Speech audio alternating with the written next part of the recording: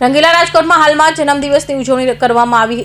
ગંભીરા બ્રિજની જેમ રાજકોટમાં પણ બ્રિજની સ્થિતિને લઈ ચિતાર સામે આવ્યો છે। જિલ્લામાં આનંદ પર નવાગામ તરફનો બ્રિજ જર્જરિત હાલતમાં હોવાનું સામે આવ્યું છે। આ બ્રિજ 100 વર્ષ જૂનો છે અને લાંબા સમયથી તે ક્ષતિગ્રસ્ત સ્થિતિમાં હોવા છતાં કોઈ કામગીરી કરવામાં આવી નથી। વડોદરામાં પાદરાનો ગંભીરા બ્રિજ ધરાશય થયા બાદ રાજ્યભરમાં બ્રિજની સ્થિતિને લઈ સવાલો ઉઠવા લાગ્યા છે।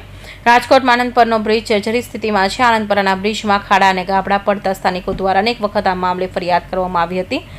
આ કારણ કે આ બ્રિજ વાહન ચાલકો માટે વધુ મહત્વનો રહ્યો છે। અમદાવાદ હાઈવે તરફ જતા માટે આ બ્રિજ શોર્ટકટ હોવાને કારણે અનેક વાહન ચાલકો અહીંયાથી પસાર થાય છે। 100 વર્ષ જૂના નવા ગામ આનંદ પરના બ્રિજ કેમ સમારકામની કામગીરી અથવા રિનોવેશન નથી કરાયું, જેને લઈ સ્થાનિકો અને વિપક્ષ નેતા દ્વારા પણ રજૂઆત કરાઈ હતી। લાંબા સમયથી તે ક્ષતિગ્રસ્ત સ્થિતિમાં હોવા છતાં કોઈ કામગીરી કરવામાં આવી નથી। આ બ્રિજ પરથી 2 વ્હીલર લઈને ટ્રક જેવા ભારે વાહનો પસાર થાય છે। કોઈ મોટી દુર્ઘટના સર્જાય તો જવાબદાર કોણ?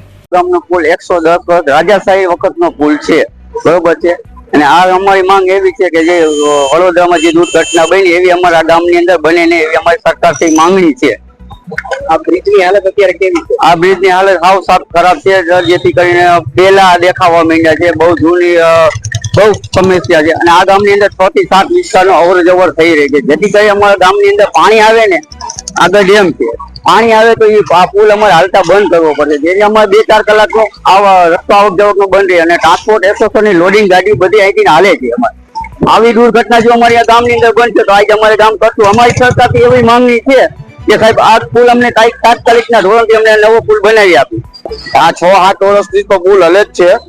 જયારે પાણીનું પૂર આવે ત્યારે પુલ આખો હલતો હોય છે, ત્યારે પુલ બંધ પણ થઈ જાય છે। કેટલા વર્ષ જૂનો આ ઘણા વર્ષ જૂનો હોય છે। 20 વર્ષ પહેલા તો મને સાંભળે કે આ પુલની હાલત ખરાબ છે। અમે 17 વર્ષથી તો અમે રહી ગઈ। શું માગણી છે તમારી? આ બ્રિજ નવો બને એવી માંગણી છે। અને એ ગઈકાલે વડોદરામાં ઘટના બની, એવી ઘટના અહીંયા બની શકે ખરી? બની શકે, જો બ્રિજ ન બને તો એવી ઘટના પણ બની શકે। અહીંથી તમે જે રિક્ષા લઈ જાઓ તો કેટલી વાર અવર જવર કરતા હો છો? આખો દીમાં ઘણી વાર અવર જવર થાય છે।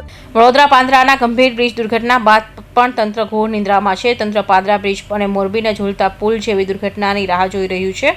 ઉલ્લેખનીય છે કે ગત 9 જુલાઈના રોજ વહેલી સવારે વડોદરા અને આણંદને જોડતો ગંભીરા બ્રિજ ધરાશયી થતા 5 વાહનો નદીમાં ખાબક્યા હતા। આ દુર્ઘટનામાં અત્યાર સુધી કુલ 14 લોકોના મોત થયાનું સામે આવ્યું છે। આ દુર્ઘટના બાદ પણ બિસ્માર આનંદ પર બ્રિજમાં સમારકામને લઈને કોઈ કામગીરી કરવામાં આવી નથી। કૌશિક પટેલનો report, Hind TV news, Surat.